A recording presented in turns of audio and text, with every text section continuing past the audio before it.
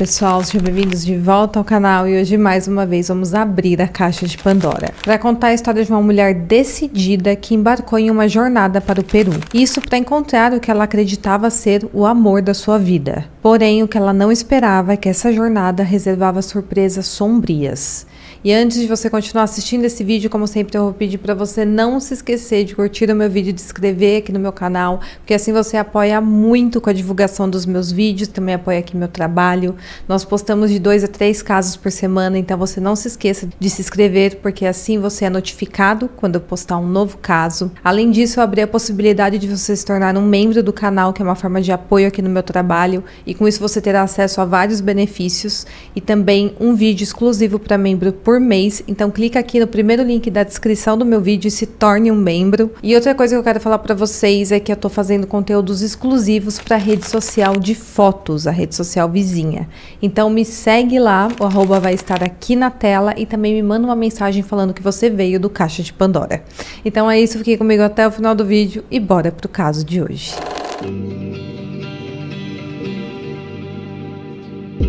Blanca Olivia Arellano Gutierrez nasceu no dia 6 de fevereiro de 1971, localizada no país do México. Ela foi descrita como sendo uma mulher muito generosa que gostava de ajudar a todos que fosse possível e, se necessário, ela daria até mesmo a roupa do seu corpo a quem precisasse. Ela também era uma mulher muito gentil, muito amorosa e muito trabalhadora. Ela era formada em turismo e trabalhou durante muitos anos como gerente de um hotel, que não teve o seu nome divulgado. Mas após o início da quarentena, devido ao vírus que assolou todo mundo, ela acabou perdendo esse emprego em 2020 e, para se sustentar, ela começou a trabalhar como motorista de aplicativo. A Blanca, na época dos fatos, era uma mulher linda de 51 anos e que não tinha filhos ainda. E ela também não era casada e nem tinha nenhum relacionamento. Ela, como ficava muito tempo sozinha naquele período, ela passou a jogar jogos online para passar o tempo mais rápido. E ela acabou se interessando por um jogo em especial chamado Fortnite. Fortnite é um jogo onde você cria um personagem e pode batalhar com amigos online. Pelo que eu pesquisei é isso, mas se eu estiver errada deixa aqui nos comentários. E durante um desses jogos, a Blanca conheceu um rapaz chamado Juan Pablo Villafuerte Pinto, um estudante de medicina e de biotecnologia de 37 anos. Inicialmente eles só conversavam quando eles estavam jogando juntos. Mas aos poucos as coisas foram mudando, eles foram ficando cada vez mais próximos. Ao longo de alguns meses os dois estreitaram bem ali a amizade e aos poucos eles foram se aproximando cada vez mais. Em um determinado momento, que não fica claro quando isso aconteceu, eles teriam começado uma espécie de relacionamento virtual. E isso foi mantido à distância durante 2 anos. A Blanca e o Juan conversavam todos os dias por WhatsApp e também administravam juntos um grupo no Facebook que era relacionado ao jogo Fortnite. Nas redes sociais, o Juan também começou a postar homenagens à Blanca e ela às vezes também postava mensagens carinhosas para ele. O único problema desse relacionamento, que nasceu completamente virtual, era que eles estavam separados por uma distância enorme, já que o Juan morava no Peru e a Blanca no México. E aí, após 2 anos conversando, no início do ano de 2022, o Juan fez uma proposta para a Blanca, deles finalmente se conhecerem pessoalmente. E como a Blanca não tinha nada que aprendesse ali de fato na sua cidade e no seu país, ela não tinha filhos, ela não estava em um emprego fixo, ela logo aceitou. Ela passou 6 meses planejando começar uma vida nova no Peru, ao lado do seu grande amor. Ela estava completamente apaixonada por ele e ela chegou a vender carro, móveis, a sua bicicleta, todos os seus livros, todos os seus pertences pessoais, e ela juntou um valor de 100 mil pesos mexicanos, que na época era equivalente a 37 mil reais. Então ela se preparou e no dia 27 de julho de 2022 ela embarcou em um avião e viajou mais de 4.000 quilômetros até Lima, no Peru. Isso para se encontrar com seu príncipe encantado, o Juan Pablo. Então, na minha visão, assim, pelo que eu pesquisei desse caso, a Blanca, ela simplesmente quis embarcar numa aventura. Eu acho que ela deve ter pensado: o que eu tenho a perder, né? Tô aqui, tô sozinha, tô sem emprego fixo, vou lá ver pessoalmente esse cara legal que eu conheci, tô apaixonada, então vou embarcar nessa aventura. Na minha opinião, foi mais ou menos isso que a Blanca teve em mente quando ela embarcou lá pro Peru. Carla Arellano é uma sobrinha da Blanca e as duas eram muito próximas. Elas eram assim como se fossem melhores amigas. Elas contavam uma para outra todos os segredos pessoais, os segredos íntimos, e ela acompanhou todo esse relacionamento da Blanca e do Juan durante o período que aconteceu online. E ela afirma que a Blanca estava muito apaixonada pelo Juan. E aí, mesmo depois, com a mudança e a distância que as duas tinham, depois que a Blanca foi para o Peru, elas continuavam se falando quase diariamente por mensagens e videochamadas. Assim que chegou em Lima, a Blanca mandou mensagens para Carla falando que tinha alugado uma casa e que estava muito feliz de estar com o Juan Pablo. Ela falou que tinha adorado ele. E nas semanas seguintes, o Juan teria levado a Blanca para visitar vários pontos turísticos na cidade, além de fazer de tudo para mimar e agradar a Blanca. Isso era o que a Blanca falava para sua sobrinha. Ela falou que estava vivendo uma verdadeira história de amor e que o Juan era de fato o homem da sua vida. Ao longo dos 3 meses seguintes, a Blanca teria mantido contato com a sua família todos os dias e lá na cidade de Lima ela se estabeleceu em uma casa alugada e estaria procurando emprego. E todas as vezes que ela conversava com a sua família, ela elogiava o Juan. Ela falava que ele era um homem muito gentil, muito romântico, carinhoso. Ela falou que estava muito feliz em finalmente ter encontrado ali o parceiro para sua vida. No dia 6 de novembro de 2022, um domingo, a Blanca se comunicou com a sua sobrinha Carla. E as duas teriam conversado sobre coisas normais do dia a dia.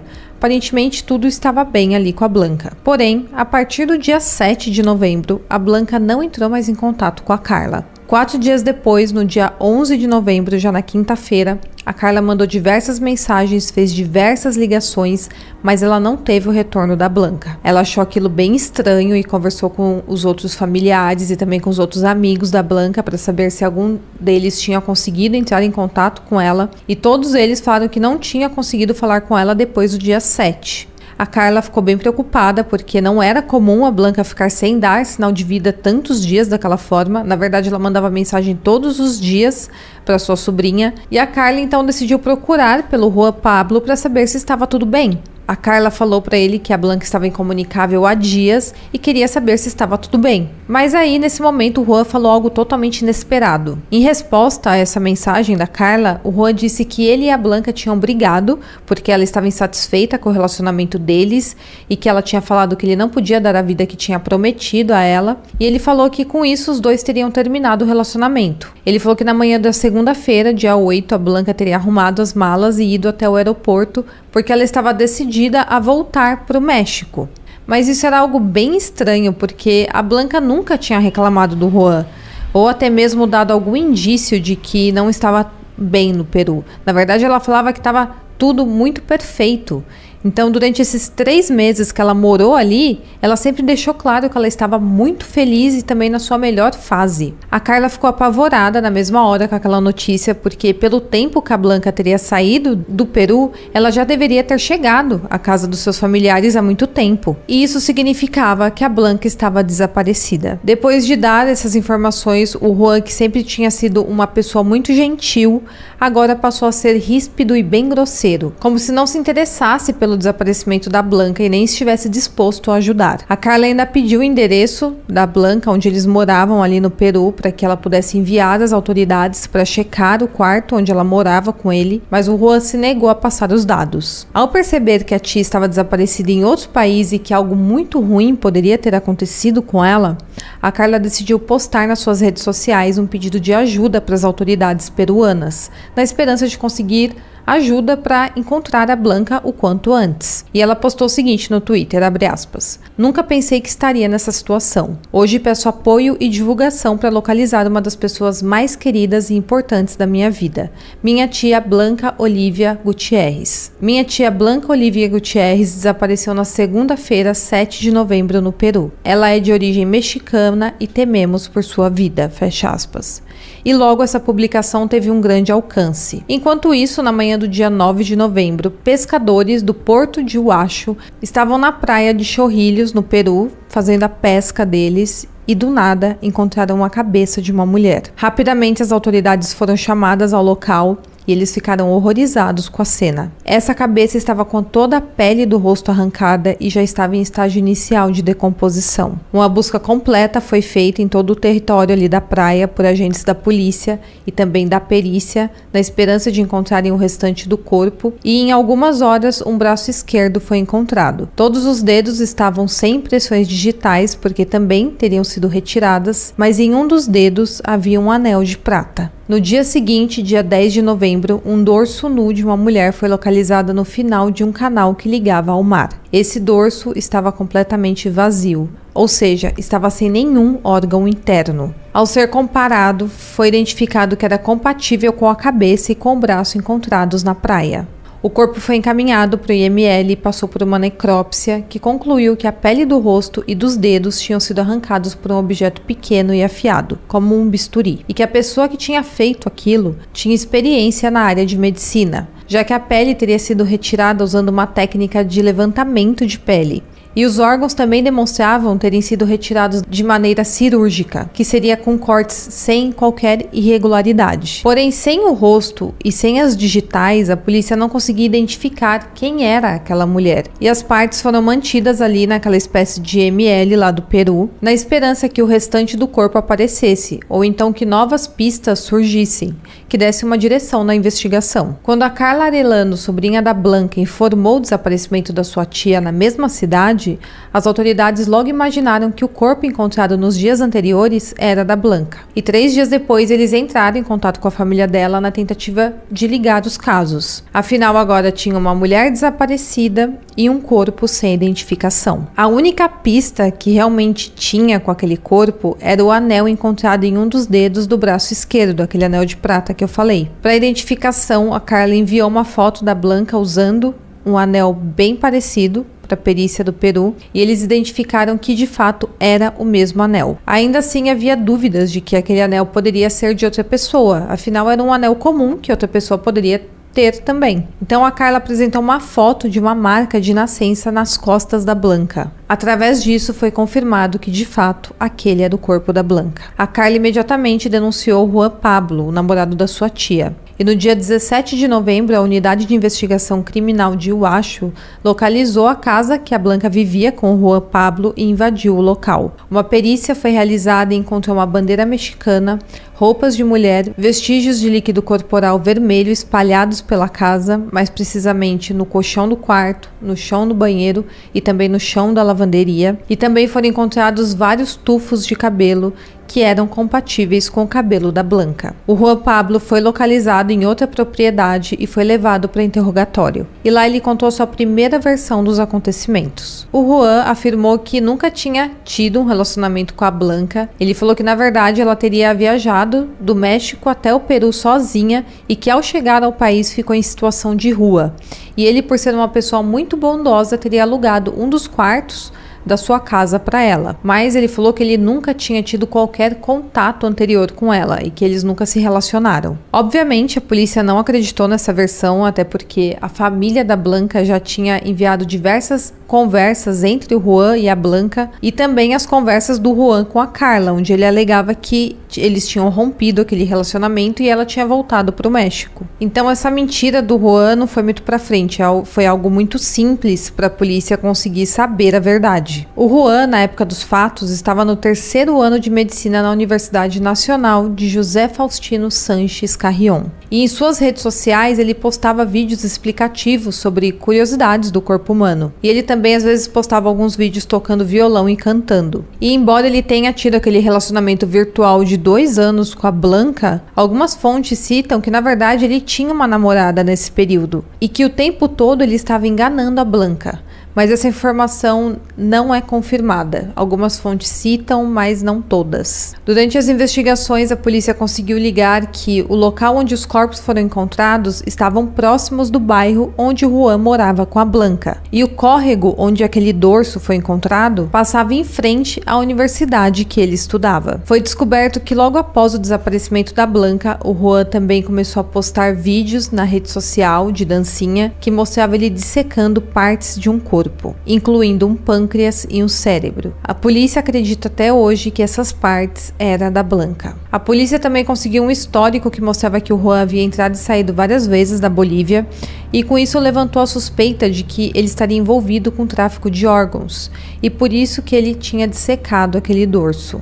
A polícia logo concluiu que o Juan teria enganado a Blanca desde o começo do relacionamento deles, já com a intenção de praticar esse crime. E por isso ele teria atraído ela para o Peru, onde ela não tinha família e nem amigos, então lá ela estaria completamente vulnerável. Segundo a polícia, durante 3 meses, o Juan usufruiu do relacionamento e também do dinheiro da Blanca e tinha outro relacionamento ao mesmo tempo. Na noite do dia 6, ele então teria tirado a vida da Blanca, separado o corpo, vendido algumas partes e tirado as digitais, assim também como a pele do rosto, usando aquele bisturi.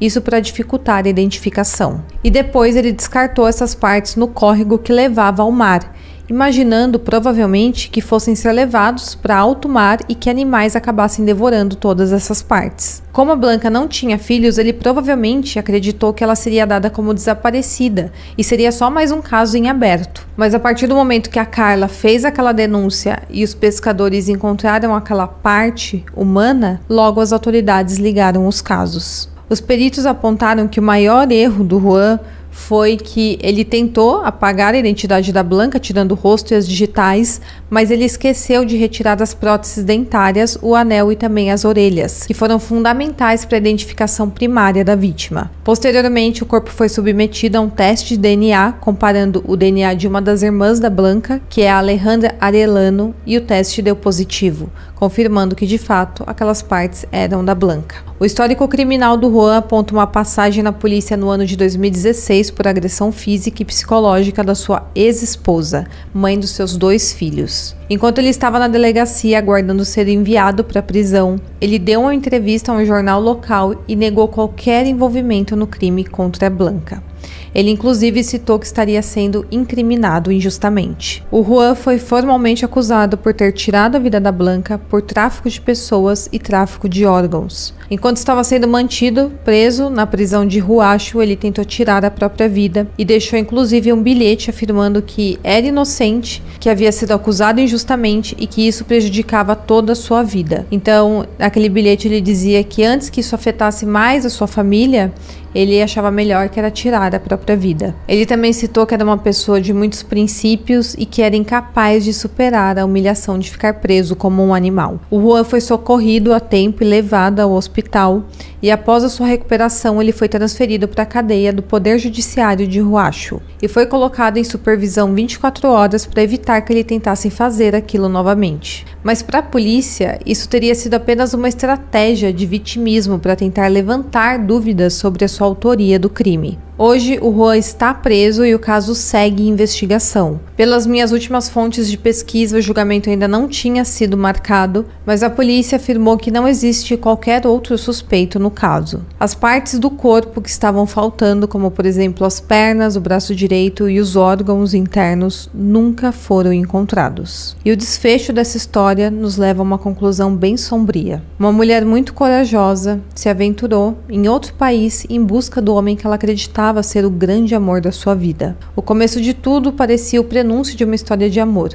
No entanto, o que ela encontrou lá foi algo bem diferente do que esperava. E com isso, acabou caindo nas garras de um predador perverso. Bom, pessoal, então é isso. Espero que vocês tenham gostado do vídeo. Não se esqueça de curtir, de se inscrever no meu canal e até o próximo caso.